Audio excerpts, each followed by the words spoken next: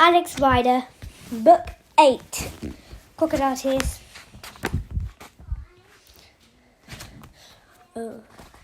Chapter, page 211. We've been hoping to get to page 300. We're on chapter 12. I want to get up to chapter... I'm certain we can be able to get up to chapter 18, but we're on 12. Exit strategy. Tom Harris was getting worried. Almost an hour had passed since Alex had slipped away, disappearing into a toilet like some superhero about to change into a costume and save the world. Only it wasn't like that. Tom knew that Alex didn't really want to work for MI6. He had said as much when the two of them went back together in Italy. So why had Alex chosen to go back to it all? And what could be so big deal about the research centre? The research centre. What could be so much about the research centre? That seems to be spending most of its time designing the perfect tomato. Crazy. Perfect tomatoes? Anyone heard of that? Perfect tomato. A giant research centre working on a tomato. A perfect tomato. Once Alex had gone, the rest of the school party had been taken to one of the laboratories when an earnest young scientist was neatly trimmed, with a neatly trimmed beard showing them the chemical process that put new DNA into a single plant cell. Tom had barely listened. He didn't find it easy to concentrate at the best of time. And anyway, he had already decided to drop geography and science after GCSE. He would drop school too, if he could. What was the point? His parents had recently been divorced. His parents had recently divorced. His father was living on his own in the best bedsit in South London. His mother had started smoking again. They were both overachievers, with a pile of A-levels between them, but what good had it done them? As they moved from one laboratory to the next, Tom passed a window and found himself looking for Alex. There was nobody in sight, but during the next demonstration, something to do with plant, freeze-dried and liquid nitrogen, he noticed a red light begin to blink discreetly in the corner of the room. Dr. Bennett noticed it too. Tom saw her expression change, a look of concern creeping into her eyes.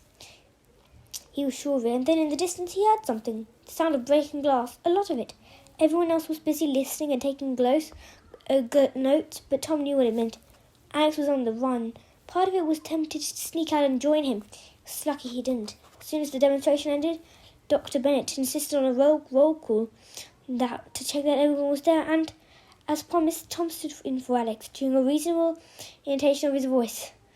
"Ryder, here, sir." Only James Hale, standing next to him, saw what was happening, and he glanced at him quizzically.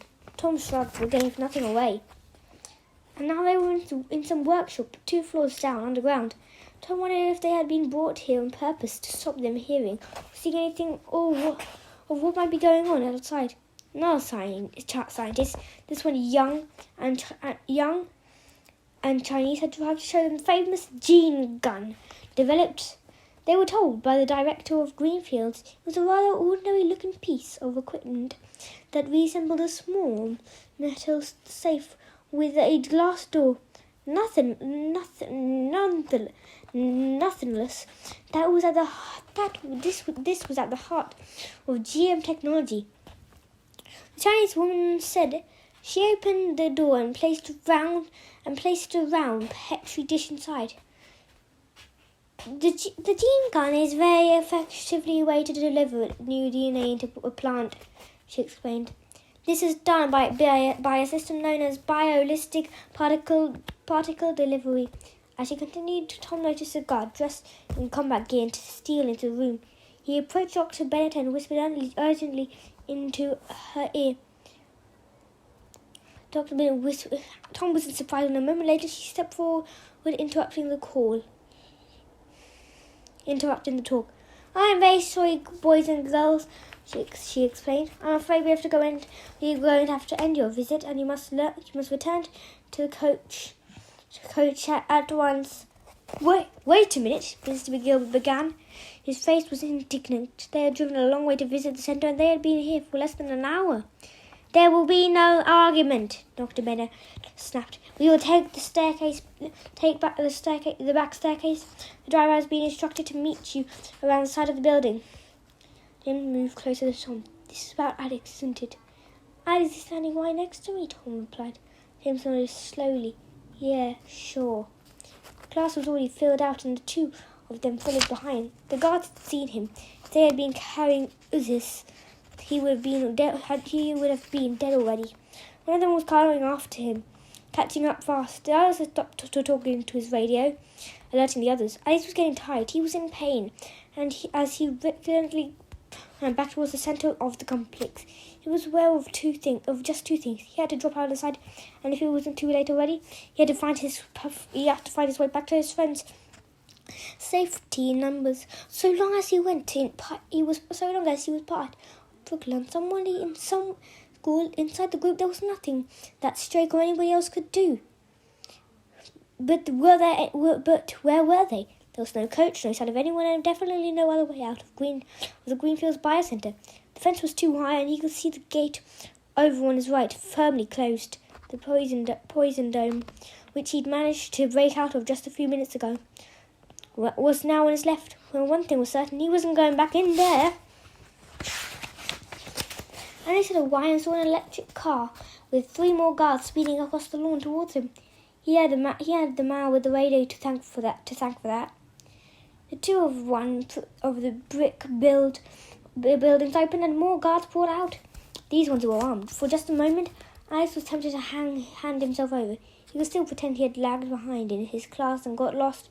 What could they do? He remembered the test tube in his top pocket. If they found it, they would know he had been in Strake's office, and he had left a dead man in the poison dome. Alex put the thought out of his mind. It was obvious what they could and would do if they got hold of him, and right now they were just seconds away. He had to move in fast. Ahead of him, a wide tarmac driveway ran straight between what looked like 2 rows of factories. This was the only way, with no guards, and might lead him back to the block where the school visit had begun. A single white-coated technician stood in his way, but he was busy funneling a steaming liquid from a cylinder and heavy insulating collector. Liquid nitrogen, it had to be. I'd seen the same stuff, though it was smaller quantities at Brooklyn. And what were its properties? In physics class, yes. There was something he had been told. The electric car was getting nearer. The guards who were on foot had brought round their machine guns, preparing to fire. A single burst of silent bullets, and he would be torn to shreds. Alex was already sprinting down the driveway. He barged into the technician and snatched the container, and in a single movement spun round and hurled it behind him. The container hit the tarmac, and the liquid nitrogen splashed out, immediately forming itself into marbles that bounced along the hard surface. At the same time, it began to evaporate. Suddenly, there was a wall of white mist between Alex and his pursuers.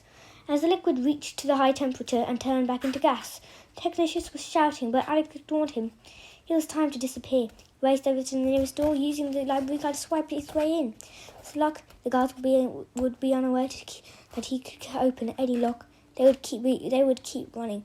His eyes were watering, and he could feel the nitrogen gas at the back of his throat. If he had thrown liquid in a closed room, he would have killed himself.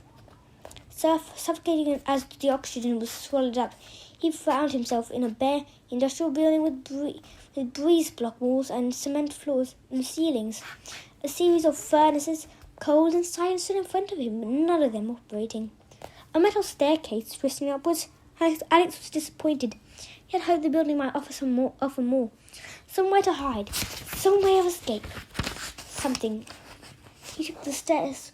He would go up to the roof. There was a communication system built into the pocket.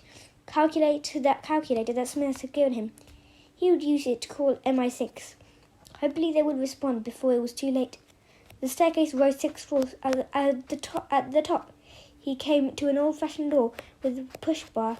Even as he reached it, Alex heard the main door of the building crash open beneath him. and knew that the guards had worked out where he had gone. He had to fight back with a growing sense of hopeless. There really didn't seem to be any way out of this mess. So what now? If fire escape, he would make his way back down again and find somewhere else to hide. There was no fire escape. Alex had gone hurtling through a door which had slammed shut behind him. He was on a wide, flat roof with asphalt. A silver chimney rose about 15 meters into the air, presumably to carry smoke from the furnaces that Alex had seen below. There were 2 air conditioning units under water tank, but that was all. The roof had a low brick wall running all the way around the edge. The nearest building was 10 meters away, too far to jump. Alex was six stories up, and he couldn't climb down. He was trapped. He could imagine the guards already mounting the stairs, making their way towards him. Somehow he had to keep them at bay. There were a few pieces of scaffolding left over from building work lying on the ground beside the water tank. He snatched 2 of them up, ran back to the door, and wedged them against the handle, slanting them into the ground. That would at least buy him a bit of time. But he was still a sitting target. In a way, he had played right into their hands. They could leave him here all night, and then pick him off at their leisure. Where were his friends? He ran back to the edge of the roof, skidding to a halt beside the parapet. And finally he saw them. The coach was parked at the far end of the main driveway. School visit must have ended early, as it was already loading up. Even as he watched, he saw Tom Harris and James Hale climb on board, deep in conversation. He heard a couple of girls laughing. It seemed incredible that they could be unaware of what had been going on at Greenfields while they were being shown around. And there was Mr. Gilbert and Miss Barry. I tried to catch her attention, tried to call out to them. They were too far away, and his voice was hoarse from the nitrogen. He could only watch in despair as the door hissed shut, sealing his friends inside. He twisted around and looked the other way. Drake was determined to get rid of the school party as quickly as possible. The gate was already sliding open, but the best eyes could hope for was for one last roll, or perhaps delaying their departure by another few minutes. Then they would be gone. He would be stuck here on his own. Already he was weighing up the angles. The coach would pass directly underneath him. Could he jump? No, he was far too high. Even assuming he timed it properly and actually landed on the roof, he would break his arms and legs quite possibly his neck. Could he wave at the driver, somehow attracting his attention? Impossible. He wouldn't be seen at this height. He heard the sound of fists pounding against metal. The guards had followed him up. A single door was all that was keeping them back, wedged shut by 2 pieces of scaffolding. Desperately, Alex made a circuit of the roof. There were no ladders, no ropes, nothing. The coach engine had started. It was about 30 meters away at the end of the drive. At the other end, the gate was open with Salisbury Plain in clear view. The cascade of a machine gun fire sensing Alex diving for cover. The noise was deafening and very near, but they weren't shooting at him. One of the guards at the top of the stairs had opened up, spraying the door with bullets. Alex saw the metal bulging and blistering as it was hammered. Much more of this and it would be blown off its hinges. The chimney, Alex was already up and running as the idea took shape in his mind. The chimney was modern and silver as far as he could see. Its outer casing was fairly thin. He didn't have time to work out the measurements, but surely if it was horizontal, it might reach across to the next rooftop. He could use it as a bridge, as if it had means to bring it down. Another burst of machine gun fire. The door shivering in its frame. Feverishly, Alex reached into his backpack and took out the red gel ink pen that Smithers had given him. Red was more powerful. It would do more damage. That was what Smithers had said. He glanced back at the door. It was being smashed out of shape. White smoke trickling through the cracks around the side. How much longer would it hold? Alex had the pen in his hand. He twisted the cap one of the shortest fuse, then pulled the little plunger up to activate it. He felt it click and slammed the pen against the base of the conditioning units. The pen stayed in place, held magnetically. The coach still hadn't moved. The guards were hammering at the door now, using the stocks of their guns to finish the job. There was a brief pause, then an explosion, louder than anything that had gone before. Surely the coach driver would hear it. He would have to stop and find out what was going on. Alex was crouching with his hands over his ears. He felt the blast sear across his forehead and the top of his head, and just looked up in time to see the chimney topple like a felled tree. The metal closed to the base grinning in protest as it was torn apart. It crashed down, but even as it fell, Alex saw that his plan hadn't worked. The chimney was too short to reach the building opposite. It had fallen sideways, smashing into the low wall which had acted as a fulcrum, taking the metal skin a second time. The chimney ended up tilting down towards the main driveway. What had been its top end was now about 10 meters above the road. The guards fired again, and this time the door couldn't take any more. It was blown off the frames, the scaffolding falling away. Half a dozen men rushed out onto the roof. Coach had started. It was picking up speed, roaring towards the gate as if desperate to get out of there. In a few seconds it would pass directly beneath Alex. One of the guards saw him and shouted. Alex stood where he was. The guard took aim. As the coach drew close, Alex sprinted towards the edge, as if determined to throw himself off the side of the building. The guards fired. Bullets skidded across the roof, ripping up the asphalt. The chimney had been sliced open by the edge of the wall, and had almost broken in half, as if it would fallen down to the roof, blocking the coach's path. But it was being held in place by a small section of the metal skin resting on the wall, and acting like a hinge. Alex dived head first into the opening. Chimney was just big enough for him, with his backpack still strapped to his shoulders. It was like being inside a chute at a swimming pool. The round, shiny surface offered no resistance, and Alex shot down. In the end, it was all about timing. If he had hit the road, he would have died. If he had started too soon, he might have missed the coach or been run over by it. Isaac got it exactly right. He shot out of what became the top of the chimney at the very moment the coach passed beneath him. For a brief second, he saw the roof, a grey blur beneath him. He had only about 3 meters to fall, but he knew that the impact was going to be painful. It was worse than he imagined. The breath was smashed out of him. He was sure it had broken several ribs. He was rolling, spinning towards the edge, and now he wondered if he had succeeded. If he fell off, he would be left behind, and it would all have been for nothing. I stretched out his arms and legs, spreading himself, doing everything he could to stay in contact with the roof. He wondered why the driver hadn't stopped. Perhaps he hadn't heard anything above the noise of the engine. The coach reached the security gate and passed through without slowing down. The guards must have seen what had happened, but there was nothing they could do. They couldn't fire on a group of school kids, and anyway, the coach was already outside the complex, accelerating across Salisbury's plain. Alex stayed where he was, allowing the cold air to wash over him.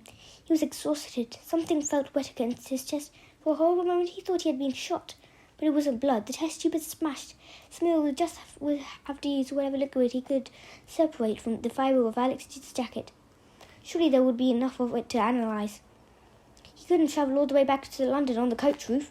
Just before they reached the main road, Alex crawled over the edge and lowered the top half of his body so that he was hanging upside down outside the window where he had been sitting. He was lucky Tom Harris saw him. His eyes wide in disbelief. He made a sign with one hand. Tom nodded. About 1 minute later, the coach stopped and Tom got out. As Alex watched him rush behind a tree and pretend to be sick, he used the opportunity to slide to the edge and lower himself down. Limped over and joined his friend. Alex! Alex! Tom looked horrified. What happened to you? Things didn't go quite as planned. I followed Tom back to the coach. 2 of them had to pass Mr. Gilbert, who was sitting at the front. The geography teacher was even more shocked than Tom. He only see one boy leave the coach. So how was it possible for 2 of them to be returning? Ryder? He gasped. What are you doing out of the coach? What happened to you? I just didn't know what to say. Could only imagine what it looked like. Tom came to his rescue. He fell out the window. Sir, it's lucky we stopped. I don't believe a word of it. He fell out the window, sir. It's lucky we stopped. Don't believe a word of it. The windows don't even open. It was the back door. Well, the geography teacher was out of his depth. He just wanted to go back to London. You'll see the headmaster first thing tomorrow morning, he snapped. Now get back to your seat. Alex and Tom continued to the back of the coach. Past 40 staring faces. Everyone will be talking about this at school the next day. But that was Alex Ryder. Somehow any strange behaviour was to be expected. As for Alex, he still had the memory stick with its previous download. With a sample from the chest tube was an added bonus. He completed as part of the bargain and had come out of it more or less in one piece. And as he hadn't heard a word from Harry Bullman, he assumed that MI6 had kept their promise too. He sat down into a seat, reflecting that his part in all of this was over. He might never find out what McCain and Strake had been planning, but what did it really matter? It was none of his business, and he was glad. He was just glad that he would never see either of them again. Desmond McCain was back in Strake's office, and for once it was clear that he had lost his composure. He was sitting legs crossed, one hand clenching and unclenching on his knee, and the crack that divided the 2 halves on his head seemed to have somehow widened as the damaged muscle in his jaw attempted to chew over what had happened. Even the silver crucifix earring had lost its shine. The intruder must have been here in the room when we were talking, he growled. That's right, Desmond. That's right, Desmond. Behind his desk, Leonardo licked his lips. He was blinking repeatedly. But where? McCain's grey eyes slid slowly round the office. Behind the picture. I wouldn't have thought there was room. What else? McCain paused deep in thought. What did he hear? Don't think he could have heard anything very much, Desmond. Drake faltered. We were only here a couple of minutes. It's just lucky I noticed the memory stick. He will have copied the contents of your computer. All the files are encrypted, and even if he managed to break into them, they won't give much away. What about the test tube? I don't think that matters either. Of course it's bad news. He'll have the sample analysed, but it won't tell him very much. I don't think anyone would be able to guess its significance.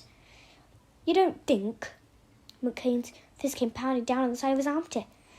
Drake heard a dull crack as the arm of the chair broke in two. 5 years, work, and millions of pounds. We're just a few days away from poison dawn. You don't think we've been compromised? Obviously the intruder came in here on the back of your blasted school visit. Why did you allow it in the first place? We had no choice. We only rent this facility. The land and the buildings. We have to do what the government tells us. They insisted we have to have a couple of schools in. They said we had to educate children about GM technology. So it was a government agent who broke in? I don't know, Desmond. Drake took out a handkerchief and wiped his brow, but I don't think it was a coincidence that the camera was packed in when they did. Did any of the guards see the intruder? Quite a few of them did. They're insisting it was a boy, a teenager. If it was a try, then the whole thing could have been, I don't know, a prank. He blew up the chimney on the recycling unit, and he killed a guard in the poison dome. Then who was he? What was he doing here? There was a knock at the door, and Myra Bennett came in carrying a file. White clothes flapping behind her. There was something military about the way she walked, like a soldier delivering news of a defeat. I have the photographs, she announced. I thought you said the cameras weren't working. McCain said, they were down for about 40 minutes. Shake took the file, but they were working when the coach arrived, and I thought it would be worth our while examining who exactly came here today. Yes, when McCain went over to this file that Bennett had brought contained a dozen photographs taken by the camera window closest to the gate. They were grainy in black and white, but Mr. Gill and Miss Barry were clear enough. Stepping down from the coach with the rest of the school group following behind, Drake and Bennett were both leaning forward studying the pictures, when McCain suddenly stabs down his fingers. Him! Who is it, Desmond? Drake asked. Don't you recognize him, you idiot? I don't believe it. It's impossible. There's no doubt about it. It's the boy from Scotland. What boy? Then Drake realized. The boy from the card game? Alex Ryder. McCain uttered the name with indisgust hatred. That was what he called himself. Heard that name during the roll call. In between the roll call, Dr. Bennett muttered. But he never left the group. Somebody must have answered for him. McCain said. His finger was pressing down on Alex. It as if he could squash him like a bug. It's definitely the same boy. This is the second time he's crossed my path. Myra Bennett said at the picture in dismay. Thought we dealt with him, Desmond. He was the boy in the car with the journalist. Eventually we failed. McCain twisted. Wait, how is this possible? We always thought someone might take an interest in us after that business with the Masters, the so-called informer, but a child barely out of short trousers? Who is this Alex Ryder? Why is he interested in us? We can find out. Stoke muttered. McCain nodded. We have contacts. We need you to use them. It doesn't matter how much it costs. Someone must know something about this boy. He clearly wasn't working alone. McCain took one last look at the photograph. With an effort, he broke free. We'll locate him and we'll bring him back here. And then, and then we'll find out what he knows. Chapter 13. Feeling the Heat. Henry Bray had been the headmaster at Brookland for 7 years and assistant head at another comprehensive for 5 years before that. He didn't often find himself lost for words. Right now, that was exactly how he felt. Once again, he examined the boy in front of him, while he tried to work out how to process. Alex Ryder was different from all the other pupils at Brookland. He knew that the unfortunate death of his uncle in a car accident almost a year ago had clearly sent him off the rails. It was understandable.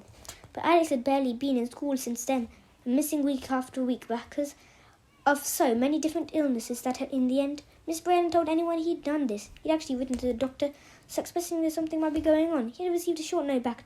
Alex's vital problems. His health was delicate. The doctor's name was Blunt. Wouldn't be at all surprised if Alex had to miss a lot more school in the future. Alex didn't look ill now. He looked as if he had been in a fist fight. There was a number of small cuts on his forehead and the side of his cheek, and from the way he was standing, Miss Bray guessed he had hurt his shoulder.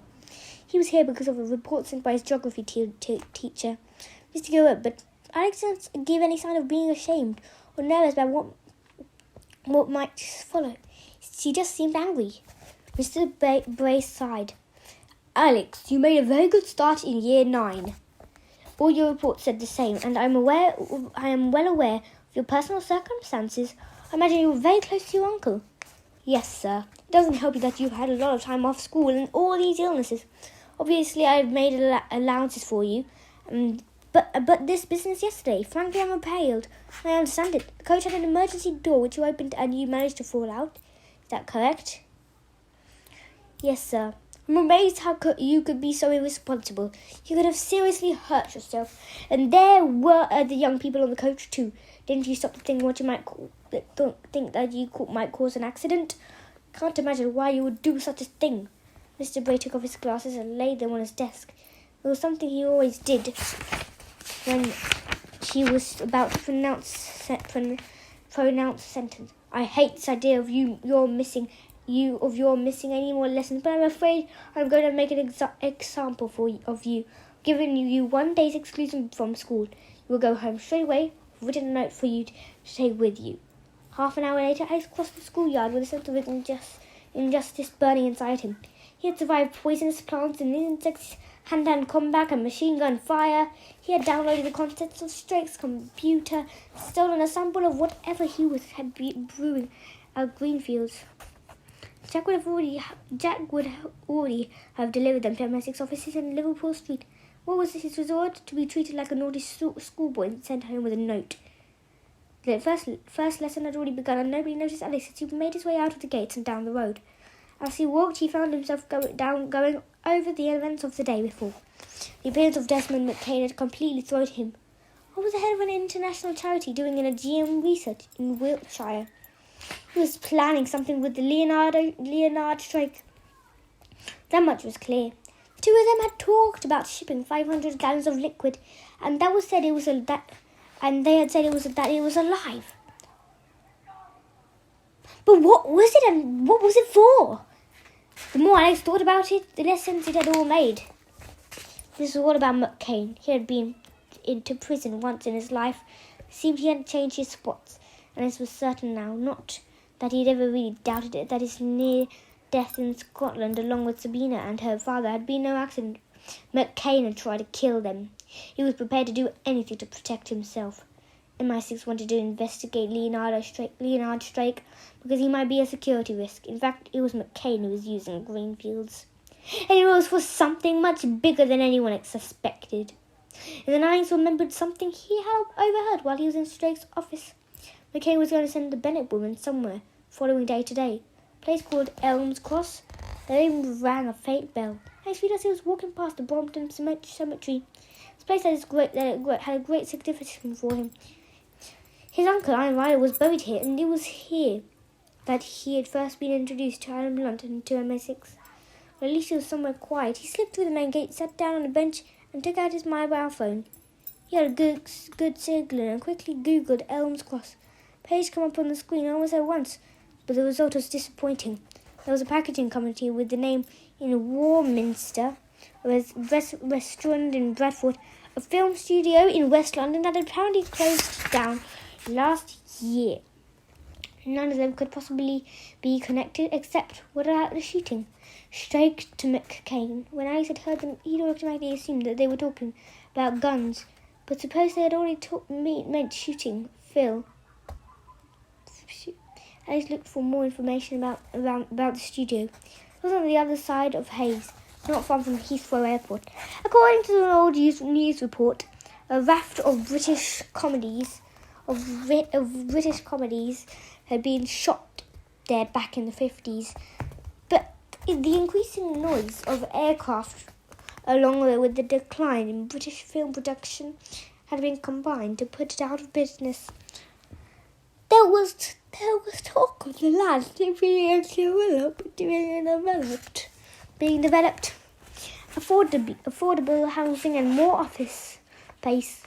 Nobody has shot anything there for several years. It had seemed an odd choice. Noisy, rundown and abandoned. Shepperton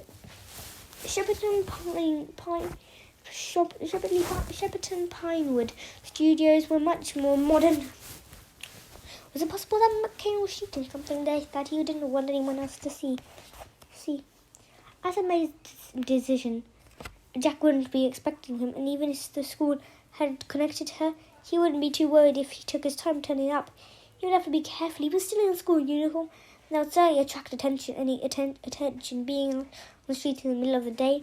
But he doubted will be any policeman around where he was going. He called the tube from Fullman Broadway and taxi the rest of the way. Elms Cross was in a strange derelict area that has somehow been forgotten by housing estates, industrial zones and soulless retail parks that surrounded it. As I paid the taxi driver, there was a sudden roar as he looked up to see the underbelly of a 747 as it lurched out of the sky towards the main runway of Heathrow. In the distance, he could make out the M4 motorway raised up on concrete spurs, injecting London with a never-ending stream of cars and trucks. The driver looked at him suspiciously. "Shouldn't you be in school?" he asked. I tipped him generously. "I'm on a school project," he replied. "We're writing about air pollution.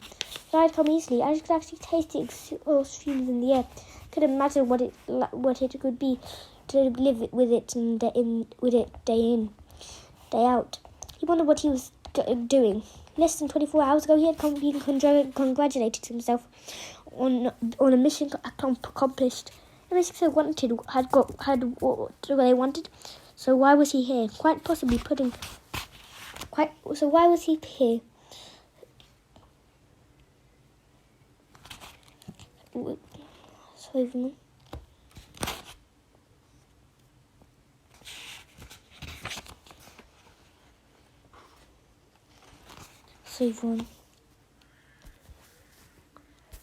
He was angry. But that wasn't the whole reason. And I knew it was more than that. He couldn't deny it any longer. There was a part of him that needed to investigate, to uncover the answers. That part had deliberately cultivated by MI6 and his uncle. Using him wasn't enough. They had turned him into someone who wanted to be used. Alex hoisted his back leg onto a good shoulder and set off. He had given the taxi driver an address about a quarter of a mile from his true destination, just in case he took it upon himself to call the authorities and warn them about a boy bunking off school. He passed through an empty area with a wide expanse of dirty little strewn grass on one side and what looked like a reservoir on the other. Wire fence stretched out ahead of him. Now he had to be careful. McKay had said Bennett was coming here today. If she happened to drive past, Alex would stick out like a sort of thumb, and this time there would be no witness.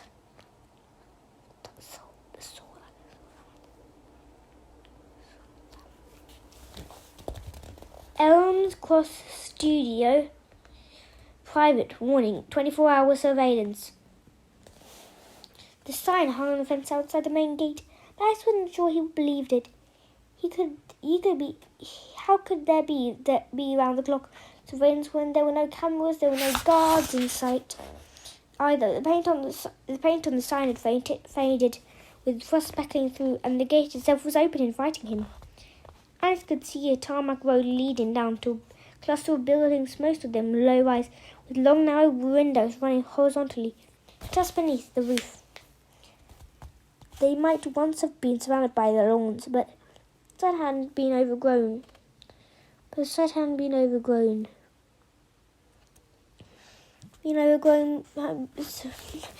long grass and shrubs running rampant. In the middle of it all there were a row of 3 hangars, big enough to house planes. Although they would long ago have ceased to fly, the old place looked sad and abandoned. He walked in.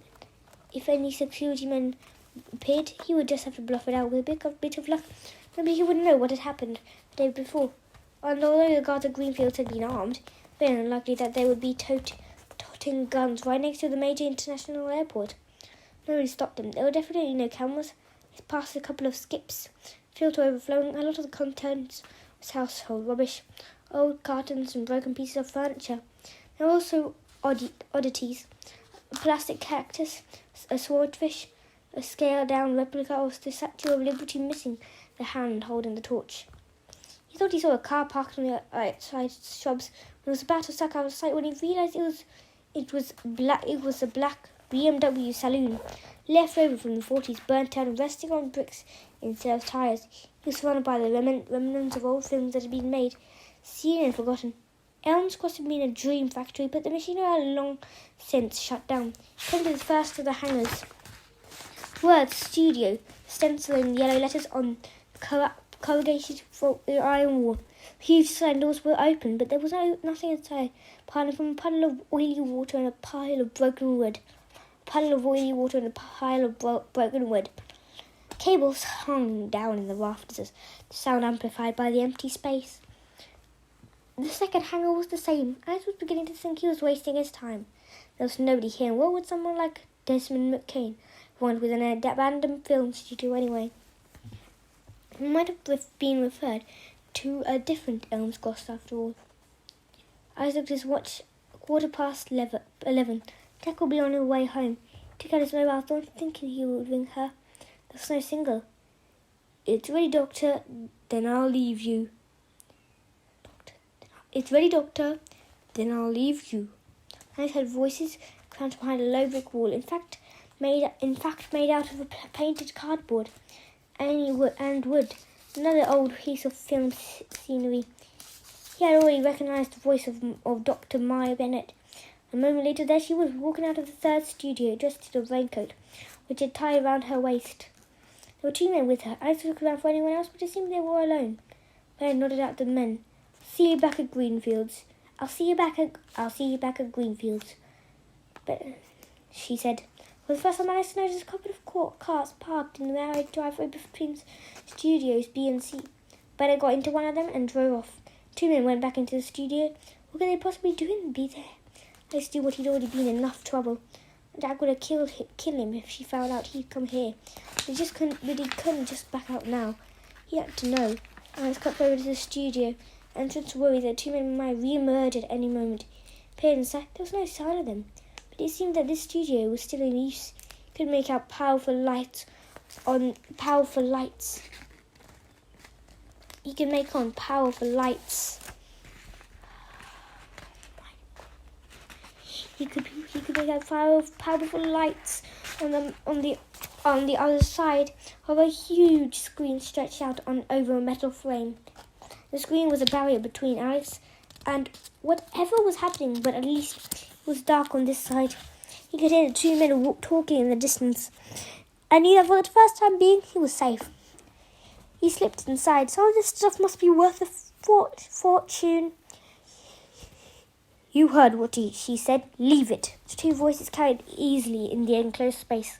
Alex made his way out along the back of the screen, keeping close to the outer wall. McCain was closing this place down. That was what he had said in Drake's office. Perhaps Mr. Bray had done Alex a favour after all. If he hadn't been excluded from school. He might have never had the opportunity to find out what was going on. And the two men appeared round the side of the screen. But for the darkness, they would have seen Alex at once. But for the darkness, they would have seen Alex at once. Alex slipped behind a pile of boxes, crouching low. The man walked straight past him, so close that he could have reached out, touched them. He watched them disappear the way he had come. Now, he was on his own. The sound of the door slammed shut echoed all around him like a gunshot. I twisted around, but he already knew there was nothing he could do. He heard the rattle of the chain being drawn through the handles, followed by the snap of a padlock. The men had finished it. They had left the lights on, but they had locked and bolted the main doors. He heard their footsteps as they walked away, and when later the sound of the car engine starting up, he would just have to hope there was another way out. Straightened up, then moved round the side of the screen. Suddenly he was no longer in London, no longer in a grubby industrial area near Heathrow Airport. He was in Africa. Alex had never been to Africa, but the scene that surrounded him was unmistakable. He was in the middle of a cluster of mud huts, half a dozen of them, with no windows, roofs made out of straw. They had been constructed close to each other in a dusty enclosure, surrounded by wooden picket fence, and an assortment of clothes, old but brightly coloured, hung on a washing line. But between two stunted acacia trees to one side, there was a well with a few objects, pots, pans, some tin plates scattered around him. A shield shaped like leaf and two wooden spears had been propped up against one of the doorways, as if guarding the entrance. Suddenly when he looked up there, the illusion was broken. Electric arc lamps blazed down from a network of walkways high above. Together they were creating the heat and light of an African summer's day. The giant screen was actually a cyclorama made out of bright green fabric. I understood enough about film technology to know that a computer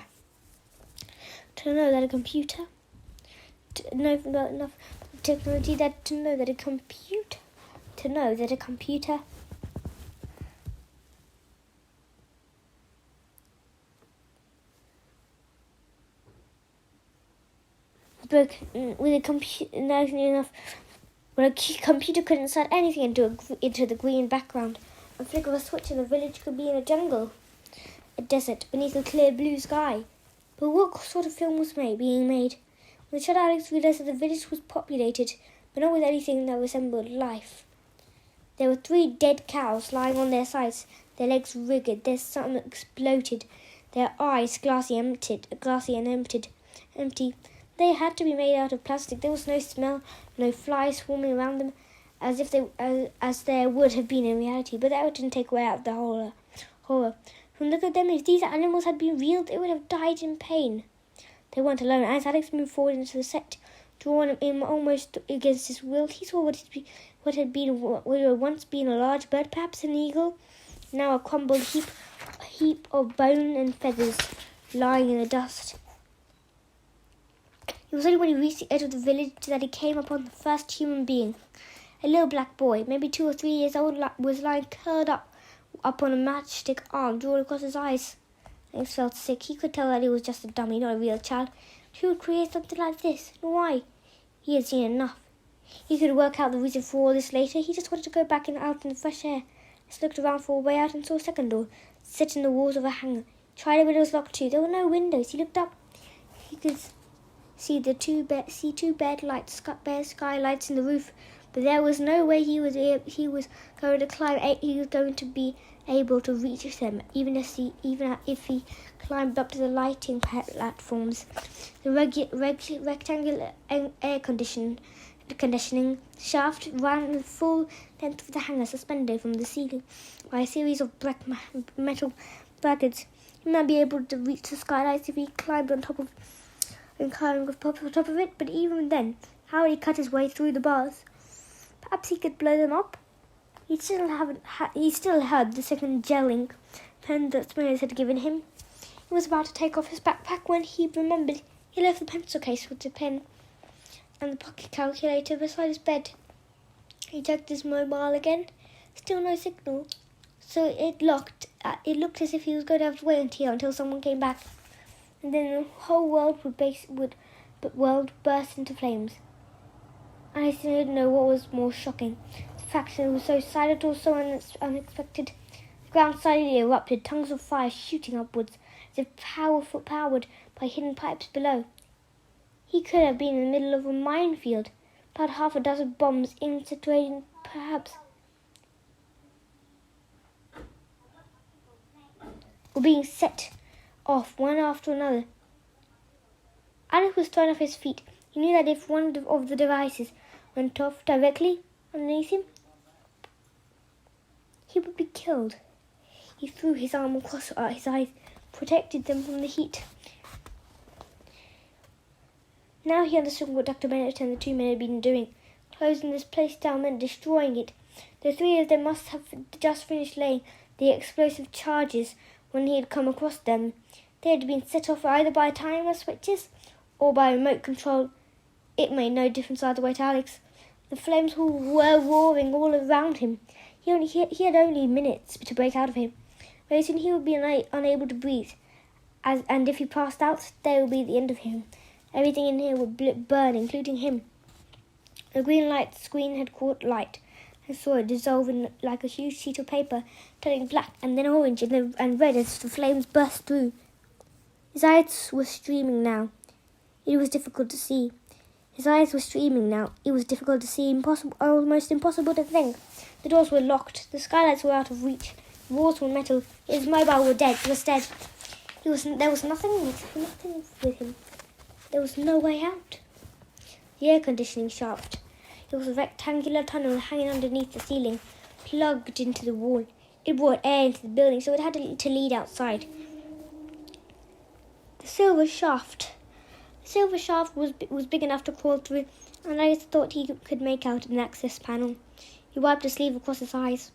All the clothes on the washing line were ablaze. One of the huts had vanished, consumed by a whirlpool of fire. Suddenly all the lights blinked out. The main electric cable must have melted.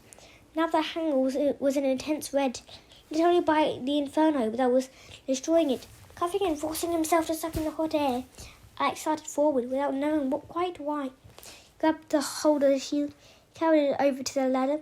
It would make it more difficult to climb. Somehow he had a feeling he would need it. He reached out and grabbed the first rung. It was already warm. In a minute's time, it would be too hot to hold. Dragging the shield with him, he climbed up to the walkway. The air conditioning shaft was directly above him, running about 30 meters to the far wall. He was going to have to climb into it, and then crawl with the flames roaring underneath him. Alex stared in the distance across the studio with a sense of despair that made him weak. He was going to be feeling like it. He was going to be like feeding himself into an oven. If he didn't move fast, he would rise before he reached the other end. But would there even be a way out? There had to be. There was no other choice. The access panel to the ventilation shaft was fastened with 4 nuts and bolts, and Alex was lucky. They turned in his hand. This wasn't easy. The smoke was blinding him. There was a foul chemical smell. Many of the props must have been made of synthetic materials, and as he dragged at what little air remained, he felt sick. Finally, the fourth bolt came free, and the panel fell away, bouncing off the walkway, spinning down below. Alex watched it despair into the flames. There was nothing but fire now. The entire studio was being devoured. He pulled himself up into the open shaft. He slid sliding the shield in front of him. Now he was glad that he had bought it. Even as he crouched into the rectangular tunnel, he could feel the metal underneath him heating up. Shield would at least protect his hands. Quickly moving with difficulty in the confined space, he tore it off his backpack and dropped it behind him. Then came his jacket. He folded it under his knees as a cushion against the heat. He was already sweating. He could see the air ripple in front of him. He fixed his eyes on the end of the tunnel. There was a square of glass light, another access panel. That was what he had to reach. He set off. He could no longer see the flames, but he could imagine them. Stretching out, licking the metal surface directly beneath him. He was shuffling forward as quickly as he could, his hands resting on the shield, his knees on the jacket. But there wasn't enough room to move properly. For just one moment he lost balance, and his palm and 5 fingers landed on the metal. He winced. The surface was already too hot to touch. He wasn't going to make it. The end was too far away. Pushed the shield, drawn his knees. Pushed the shield, drawn his knees. His head was swimming. There was almost no air left in the tunnel, and the jacket wasn't thick enough. Most of his weight was on his knees, and he could feel the heat coming through. There was a dull clang behind him, and he glanced back to see that the access panel was filled with smoke, and the metal was buckling. There was certainly no way back. It occurred to him that the entire shaft could come free.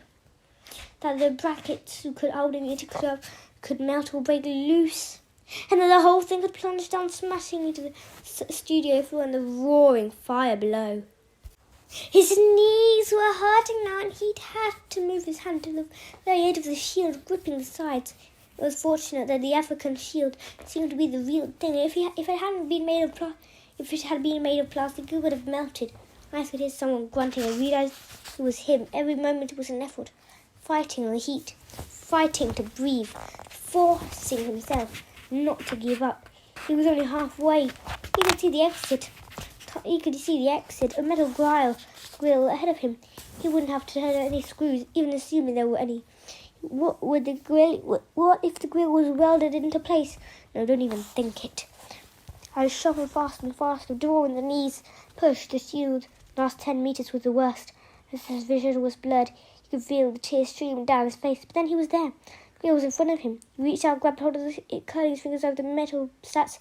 Didn't budge. He shook into something, whispered behind him, and he turned around to see a ball of fire rolling in slow motion. They were far in towards him. There was only one thing he could do. He slid the shield behind him and somehow maneuvered himself right so he was lying on his back with his feet in the front. His shoulders screamed at him. The metal was too hot. He lashed out with both feet, smashing them into the grill. It's nothing. The fireball was getting closer, floating in space. Only halfway down the shaft, he kicked a second time and the grill swung open. Still, on his back, Alex drew himself forward using the balls of his feet. He hooked the heels over the edge of the wall and somehow spilled out into the open. He was falling. How high was he?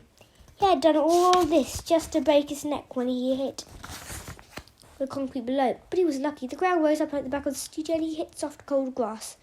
The slope of a hill, he rolled over several times, came to a halt. There were flames above him, shooting out a little square that had provided him with an exit. Although the metal walls were keeping most of it contained, smoke was seeping through with the cracks and rising skylights broke the thicker smoke began to blow out. Coughing, wiping his eyes, he got to his feet. He knew that he had been incredibly lucky. He had been incredibly close. First fire engines arrived 10 minutes later, followed by the police. Pilot coming into town at Heathrow had seen what was happening and radioed the authorities. By the time the firemen bundled out and began uncoiling their horses, the whole Studio C was raging inferno. Not a single piece of evidence from the film set would remain inside. Firemen did what they could, but in the end, it was easy to just let the building burn. Meanwhile, the police checked the rest of the complex, making sure there was no one else around. None of them had noticed a single schoolboy limping along the main road, looking for a taxi to take him home. Chapter 14. Q&A. Alex Ryder is an agent working for the Special Operations Divisions of MI6. No, that's hard to believe, but I promise you it's true. He lives in Chelsea, just off the King's Road, with a housekeeper called Jack.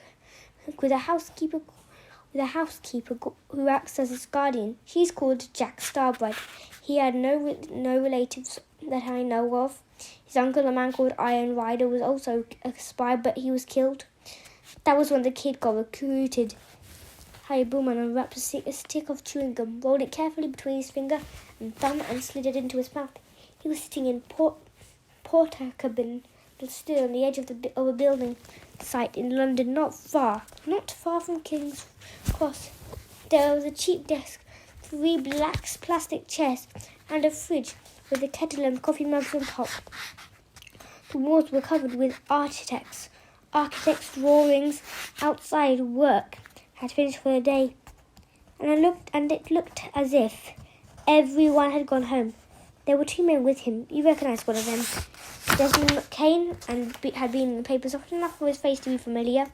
He was dressed entirely in black, one leg crossed over the other. His hands were resting on his lap. Bullman could see his own reflection in the brightly polished leather of McCain's shoe. The other man had been introduced as Leonard Strake. He was older than McCain, with silver hair sticking up over his forehead. He looked nervous. Bullman was also dressed smartly. He had put on a suit and tie for this meeting, and his briefcase with all his notes was at his feet. Something had gone out of him since he had turned up at Alex's house. His confidence and swagger had been replaced by a dull sense of resentment. He was a man who had been injured, and it showed. He talked slowly, measuring his words, and the hatred in his voice was unmistakable. Even the way he chewed the gum had a mechanical quality. He could have been chewing paper. After he had been released by the police, Bullman had gone home. He had opened a bottle of whiskey. He had drunk half of it, staring at the wall. He had been terrified. In a matter of hours, his entire life had been stripped away from him, and this was the worst part. It could happen again at any time. The man called Crawley had made that absolutely clear. They could snap their fingers, and he would vanish off the face of the earth, spirited away to some mental hospital where he would be left to rot. They were probably watching him even as he sat there. He wondered if the flat was bugged. Almost certainly, for the first time in his life, he realised how powerless he would be if the system, society, the government, whatever turned against him. They had given him a warning, and it had struck him in the heart. Harry Bullman was many things, but he wasn't stupid. He knew there was going to be no story about Alice Ryder, no front-page headlines, no publishing deal. Even if he dared try it again, there wasn't an editor in town who would go anywhere near him online. Despite what he had told Alex, he knew there was no point in posting the story in cyberspace. It would do nothing for him, and it might kill him. But what rankled him mostly wasn't Crawley. It wasn't MI6. It wasn't that he had been defeated by a 14-year-old boy, Mr. Alex Bloody Ryder. The kid was probably laughing at him even now. The whiskey tasted sour as Bullman worked his way through the bottle. He couldn't even get drunk. It was as if the feelings left. And then a few days later, the telephone had rung. It was one of Bullman's contacts, the ex-soldier who had put him on the story in the first place. The moment Bullman heard the voice, he was tempted to hang up. Fortunately, the man didn't mention Alice Ryder. He simply said that something interested had turned up. Wondered if Bullman would like to meet him at the usual place. The usual place was the Crown in Fleet Street. Bullman was the old commando, training to make sure he wasn't being followed, but he still insisted on them both walking to a second pub on the other side of the river before he said a word. And even then he chose a back room with the music turned up loud and nobody else in sight.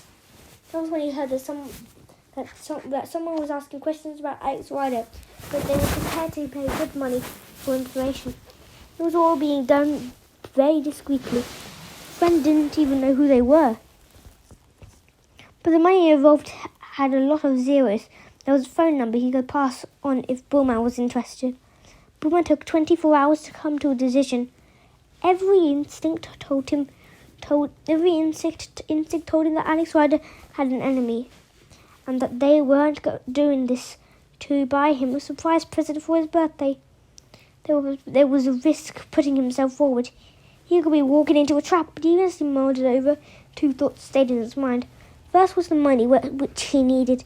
Second was the possibility that he could do Alex serious harm. In the end, he made the call.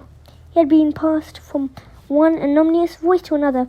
There had been 3 different people asking him questions before he had finally been told to come here. And he was fairly sure that his own background, everything about him, would have been checked. But the way it was being handled reassured him.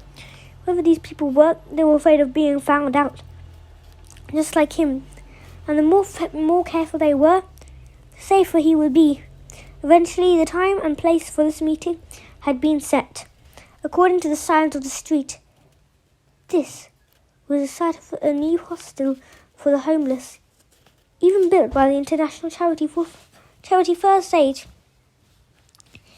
Even so, Bullman wasn't astonished to find himself face to face with the Reverend Desmond McCain. He remembered the story of Tory MP who had gone bad, the building that had burnt down, and the false insurance claim.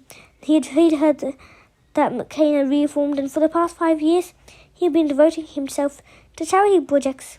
Well, maybe he wasn't quite as saintly as that people thought. It occurred to him. A week or a year from now, he would have made himself a nuisance. I'm sure, but we are safe. I would doubt very much that he told anyone he was coming here. There was nothing to connect him with you or me. He's a journalist. Now he's a dead journalist. Who really cares about the difference? What about Alex Ryder? Strake asked. We can't go ahead, Desmond.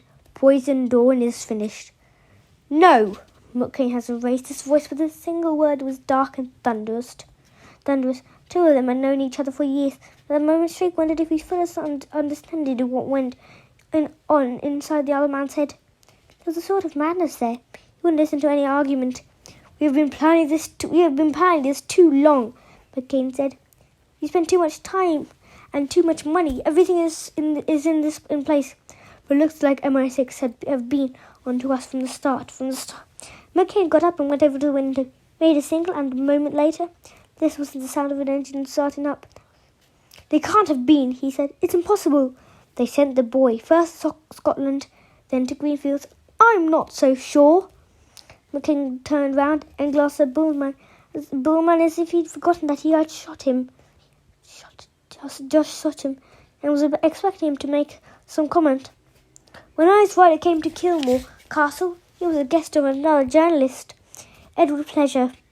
There was a teenage girl too when he came to Greenfields. He was with a school party. The two events were quite unconnected. Don't know what was going on here, but it may not be as cut and dry as it seemed. Even so, McCain held up a hand for silence. We are not counselling Poison Dome, he said. Not until we had our conversation with Master Ryder. You think you'll just walk in here? I have something else in mind. McCain stood up. We are about to make an unimaginable amount of money, he said. 100 million pounds. Maybe more, but that means we have to take risk. More than that, we have to make sure that we are going to be one step ahead of the opposition. And that's exactly what we're going to do. He reached forward and grabbed Harry Bullman by the front of his jacket. The journalist had never been a small man, and now he had become in every sense a dead weight. Even so, McCain pulled him effortlessly to his feet and dragged him over to the door. Still holding him, he stepped outside. A mechanical digger had started up while he was talking with Strike. As it was waiting for him on the outside of the door with its metal arm raised, there was a driver sitting behind the wheel, smoking. McCain threw down the body, and the driver revved the engine and trundled forward. There was a crunch of machinery as the arm was lowered, and the dead man was picked up. Then the digger reversed, carrying Bullman towards the muddy excavation. There would soon be his grave. McCain watched him go. Well, it looks as if Mr. Bullman finally got what every journalist wants, he said. Strake glanced at him. A scoop? A scoop? McCain made his decision. He set off avoiding the puddle so that he wouldn't get his shoes dirty as he made his way towards his car. So what exactly do you think is going on? Even as Alan Blunt posed the question, voiced the table for the main course, steak and kidney, pointing for him. A tuna salad for Miss Jones. Two of them fell silent as the plates were positioned and the wines was poured down.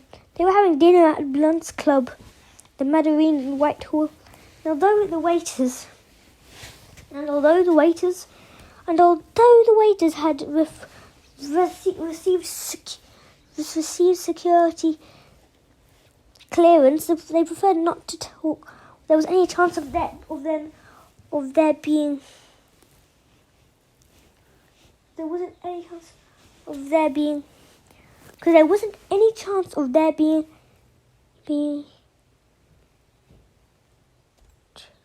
overheard A great many of members of the Mandarin were either politicians or intelligence chiefs, and it was said to be the most unfriendly place in London. Nobody trusted anybody. Members rarely spoke to each other at all. That afternoon, Blunt and his deputy had been given a full briefing by the chief science officer at MI6. A fiercely intelligent woman called Redwing. She had analysed the liquid that had seeped into Alex Ryder's jacket after the test tube he had stolen had smashed. Her report, she was always thorough, had begun with a will. Polyester and apple juice. The first two, of course, were the materials of the jacket itself. The third had perhaps been a spill during the school lunch. But the rest of the ingredients had been more interesting. According to Redwing, the test tubes had contained something which he called Bitritis infestans. This is essentially a biological soup that had seemed to have been developed from a variety of different mushrooms. It's too soon to say exactly which mushrooms had been used, but primarily tests were surprising. The liquid was completely harmless. It even had a nutritional value, although it would taste disgusting. It could be consumed by humans or animals with no side effects. Redwig had eaten once or twice at the Mandarin and had concluded by saying, "They could serve at your club, Mr. Blunt, and you might not even send it back. Quite why they're making it so much, it is as a little puzzling. 500 gallons, is that what your agent said? Well, I can't tell you how much they're going to do with it, but I can assure you that the worst it would give you is indigestion."